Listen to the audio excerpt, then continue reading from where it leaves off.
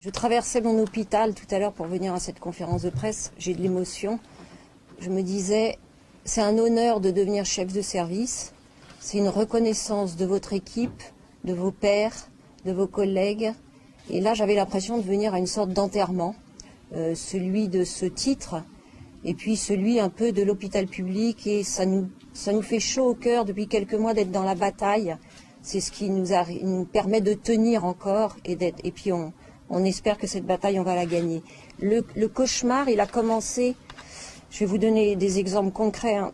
On est 20 à démissionner sur la Pitié-Salpêtrière, sur une centaine de responsables de structures et de services.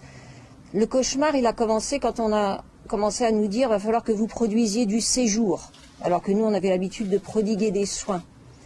Et on s'est mis à voir comme chef de service des tableaux Excel tous les mois, où on nous disait « Ah, là, bravo, vous êtes en vert, vous avez fait plus de séjours. Ah, c'est pas bien, vous êtes en rouge, vous avez fait moins 10 séjours. » Avec les collègues, on rentrait dans ces réunions et petit à petit, on s'est rendu compte qu'on était infantilisés.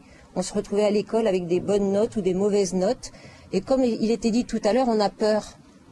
On a peur parce que quand notre activité baisse, on nous supprime des moyens. On nous supprime ce qui coûte à l'hôpital. Moi, j'ai dans mon service une unité très lourde de 13 lits de patients diabétiques qui ont des complications graves, toutes les complications graves du diabète et entre autres des complications au niveau des pieds avec des abcès, de la gangrène.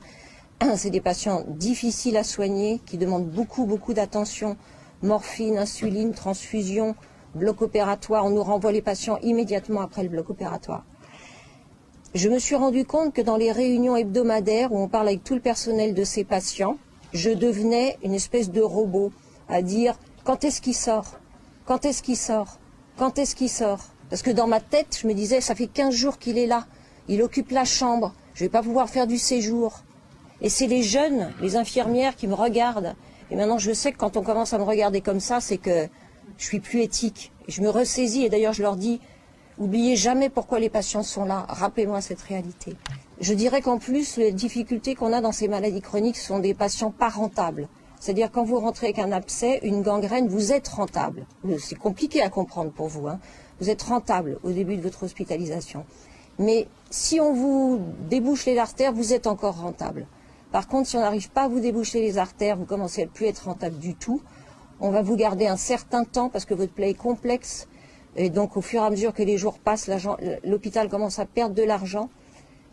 Par malchance, vous êtes amputé au bout d'1 mois et demi en nous ayant dit « tenez bon, faites tout ce que vous pouvez ». On a fait tous les soins. Hein. Malheureusement, parfois on perd. Le patient est amputé. Il redevient rentable quelques jours. Voilà. Voilà où on en est avec la T2A. J'en dirai pas plus, je suis un peu trop dans l'émotion, je suis désolée. Mais voilà pourquoi on n'en peut plus de ce système.